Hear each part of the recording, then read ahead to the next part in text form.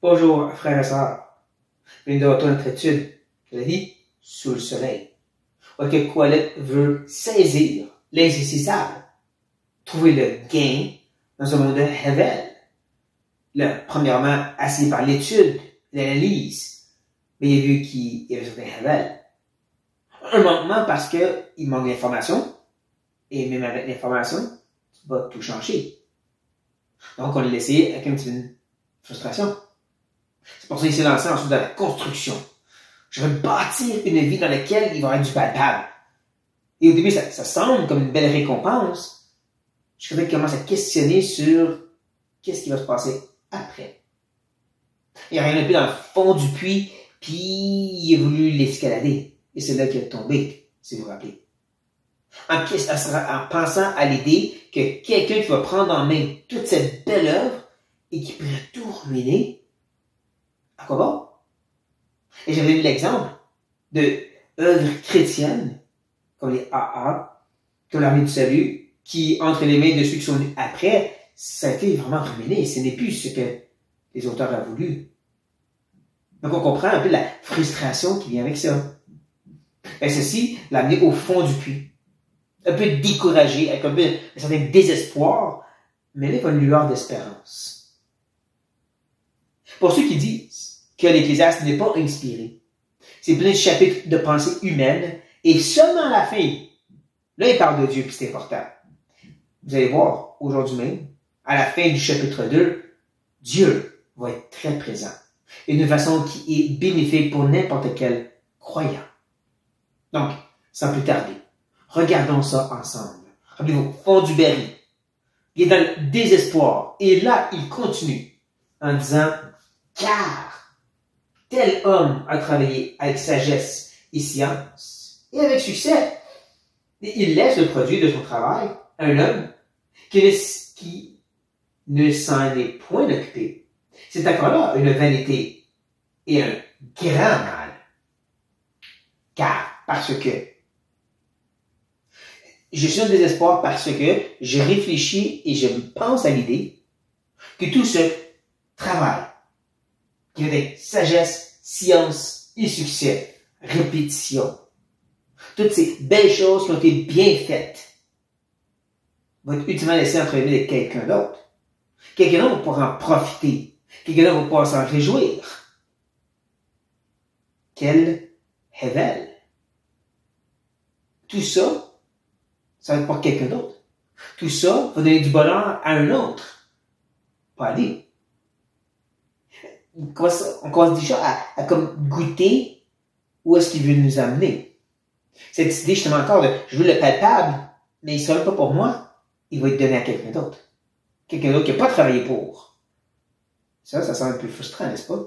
Quand tu travailles super fort pour accomplir un œuvre quelconque, mais tu ne peux pas en jouir parce que c'est quelqu'un d'autre qui le prend après toi, et là, il réussit. Encore une fois que ça arrive. Quelqu'un commence une idée, il n'a même pas à exécution, il décède, et l'autre personne l'a même finalement en grand succès. C'est un peu frustrant. C'est un grand mal, comme il dit. Et là, on continue avec un autre parce que. Je dirais que notre texte, en grande partie, est bâti sur les car, les parce que. Ceci est vrai à cause de cela, qui est à cause de cela, qui est à cause de cela. Pas toujours évident, mais dans l'hébreu, c'est là. Il va donc justement continuer en disant « Que revient-il, en effet, à l'homme de tout son travail et de la préoccupation de son cœur, objet de ses fatigues sous le soleil? » En effet, car. C'est un grand mal parce que revient-il à l'homme? On va voir cette idée encore du gain, du palpable. On essaie de saisir quelque chose. Il va être où cette chose saisissable pour celui qui a mis tout ce travail, cette préoccupation de son cœur, objet de ses fatigues, répétition encore, comme l'autre d'avant. En répétition dans le sens travail, préoccupation et objet de fatigue, et tout ça sous le soleil. le monde des vivants. Ils sont palpables à lui. Là, quand je vais parler, quelqu'un d'autre va peut-être pouvoir y jouir, mais pas lui. C'est ça qui est un peu frustrant. Tu travailles fort, mais c'est quelqu'un d'autre qui prend en main. Quelqu'un d'autre qui réussit à même en profiter. Pas toi. Quelle hevel. Quelle frustration. Parce que le but pour nous, sous le soleil, c'est d'avoir ce palpable aussi. Donc, c'est pour ça qu'il continue. Il continue et il ajoute, parce que, toujours là, tous ces jours ne sont que douleur et son partage n'est que chagrin. Même la nuit, son cœur ne repose pas. C'est encore là une vérité. Beaucoup de hevel, n'est-ce pas, présentement? Il est encore dans le fond du puits, il est encore avec un découragement. Le lueur d'espérance n'a pas encore frappé. Et on voit présentement que le partage de cette personne, son palpable, ce qu'il va avoir, c'est que du chagrin, que de la douleur, que la nuit, il n'y a pas de repos. Répétition encore. C'est important, ça, n'est-ce pas? Il répète 3 fois ses idées encore et encore. Et que, ultimement, tous ces triples efforts finit par le laisser que triple découragé. Et c'est ça qui devient son gain, son partage. Du triple découragement et frustration. Donc rien du tout pour tout ceci. Pas exactement. C'est là que la lumière perce à travers les ténèbres. Et que Qoheleth maintenant s'enligne en disant, il n'y a de bonheur pour l'homme qu'à manger et à boire, et à faire jouir son âme du bien-être au milieu de son travail. Mais j'ai vu que cela aussi est de la main de Dieu.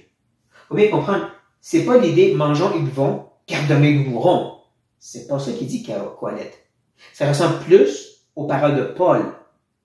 J'ai appris à être contenté que j'ai beaucoup ou que j'ai peu.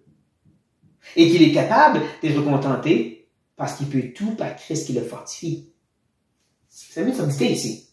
Ce contentement, pouvoir justement se réjouir, la joie ici, de son âme, ça vient de Dieu, comme il dit ici.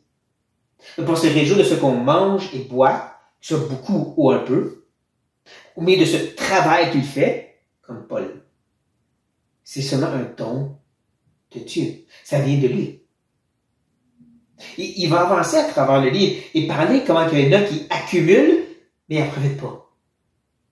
Il y en a qui ont des grands empires, mais parce que personne qui le donnait, il manque cette joie. Il y en a qui travaillent beaucoup et ils n'ont pas de repos, mais ils ne peuvent pas en profiter. Parce qu'encore et encore, il va dire, c'est Dieu qui donne la capacité de pouvoir en profiter. C'est Dieu qui donne un palpable de joie, de réjouissance à ces gens qui travaillent, qui aient beaucoup ou qui aient très peu. C'est pas pour d'avoir. Combien de gens qui sont très riches, mais ils n'ont pas cette pleine satisfaction. Ils achètent plus, ils font plus, mais ils gardent le vide. Parce qu'encore, ça vient de Dieu. C'est ça qui est important. Vous voyez à quel point que déjà maintenant, il est en train de nous pointer vers l'ultime piquet de vérité, et c'est la personne Dieu qui est souverain en plus.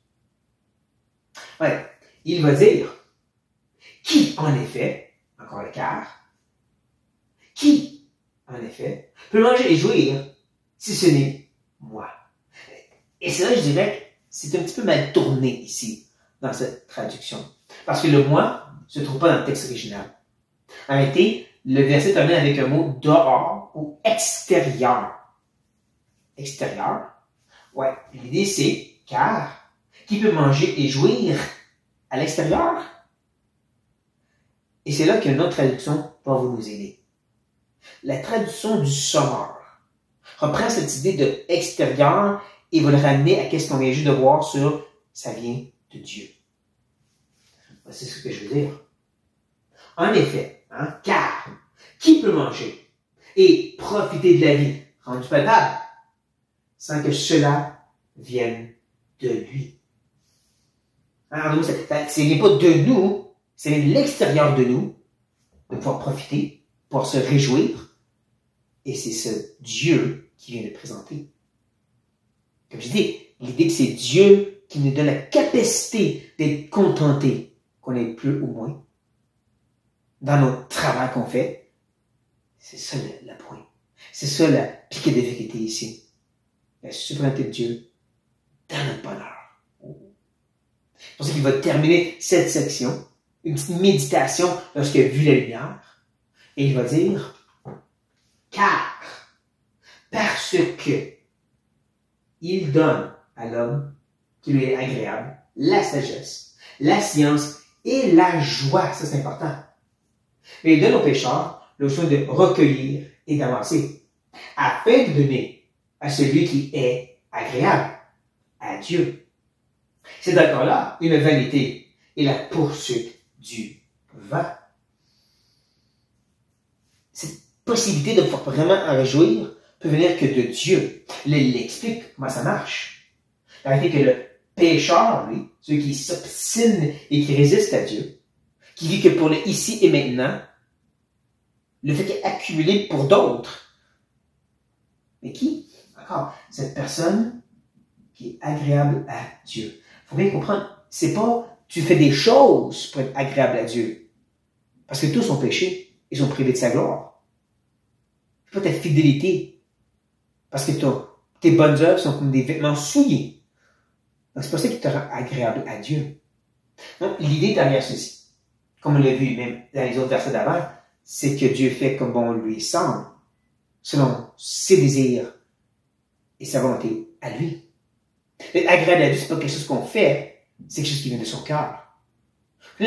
L'expression que David était un homme selon le cœur de Dieu. Trop souvent, on met l'accent sur David.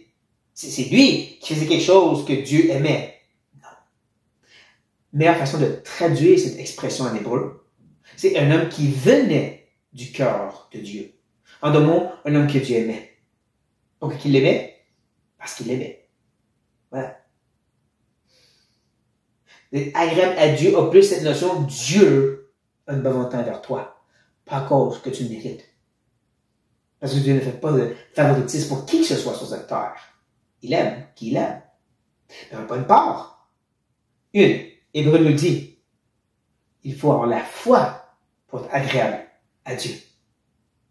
Comme Abraham, qui crut, et cela lui fait imputer à justice. Donc nous, bien sûr, on comprend, c'est la foi en Christ qui est déjà venu, et qui on se cache. Et c'est là, et là seulement, qu'on est agréable à Dieu. La foi dans ce que Christ a fait. Mais bon, on comprend que pour Coëlette est bien avant ceci, et ça reste cette idée que c'est de lui, par lui, pour lui. Et c'est ceux-là, et à ceux-là seulement, que Dieu va amener cette bonheur, cette jouissance, encore le mot de joie, de pouvoir se profiter dans ce qu'ils ont. Ils ne sont pas juste l'accumulation qui ne va rien donner. De cette façon qu'il n'y a plus de Hevel, c'est parce que Dieu rend ces choses palpables sous le soleil. Oui, notre joie ultime est qu'est-ce qui vient après, mais il y a aussi une réalité que, en tant que croyant sur la terre, il y a du palpable aussi à avoir. Mais encore, ça dépend de lui. C'est pour ça qu'il écrit à la fin que c'est aussi une certaine Hevel et une poursuite du vent. Tu peux rien faire, même en tant que croyant, pour trouver ce palpable sur cette terre. Ça vient de lui. C'est pourquoi, même si les gens écrivent des bons livres qui nous apprennent comment prendre plaisir en Dieu, comme M. Piper, puis tout ce programme de prédication, et c'est bon de prendre en note leurs argumentations et leurs enseignements bibliques, mais à la fin de la journée, tu peux faire tout ça, et je peux faire tout ça aussi, et si j'écoute pleinement, c'est pas à cause de mes efforts, pas parce que j'ai mieux compris, ou que je suis une meilleure personne, ça vient de lui, tout simplement. Pour ça, certains chrétiens sont dans une grosse souffrance, puis ils semblent plus de joie dans leur cœur que d'autres chrétiens, qui eux, ça va super bien, mais ils semblent manquer quelque chose. C'est pas qu'un est meilleur que l'autre, ça vient de lui. C'est lui qui le fait. C'est ça, cette frustration de dire, je peux rien faire, Dieu le donne selon sa bonne volonté. Qu'on puisse prendre le palpable, ce contentement en lui seul. Donc, c'est un bon rappel, comment c'est pas de nous, c'est de lui. Et un autre bon rappel aussi que même sur cette terre, on peut goûter à ce paradis, déjà maintenant, selon sa bonne volonté. N'est-ce pas un peu frustrant, mais réconfortant? Un bon rappel que sur cette terre, il y a aussi un peu de paradis, selon lui. Que ceci nous laisse un peu avec une lutte et un tiraillement, mais un abandon, une confiance. Seigneur, comme on te semble. Sur cette note, frères et sœurs, soyez bénis.